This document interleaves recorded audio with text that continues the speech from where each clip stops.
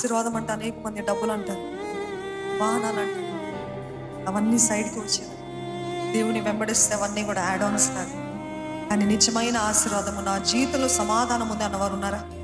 నాకు చక్కటి కుటుంబం దేవుడు ఇచ్చాడు అన్నవారు ఉన్నారా? నా జీవితంలో ఎన్నెన్నో నేను అడిగినది, నా హృదయంలో ఆలోచించింది, ఆశించింది, చెప్పకుండానే దేవుడు నెరవేర్చాడు అన్నవారు ఉన్నారా? ఇవన్నీ ఆశీర్వాదాలు కాదా?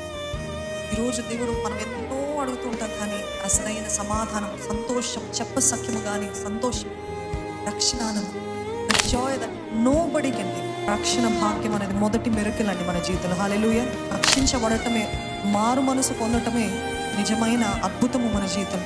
దాని తర్వాత అవన్నీ వచ్చేవన్నీ ఆశీర్వాదాలు. అవన్నీ తాత్కాలికం, they are not true, they are not forever. కానీ నిజమైన ఆశీర్వాదం, దేవుడు ఇచ్చిన సంతోషం, రక్షణ కార్యం, ఆనందం. మీ మనసులో తలంపు వస్తుంది, నేను కష్టపడే కదా ఇది వచ్చింది, నేను ప్రయాసపడే, నేనంత కష్టపడేవాడిని, కష్టపడేదాన్ని ఎవరు లేరేమో అనేటువంటి తలంపు వస్తున్నామో.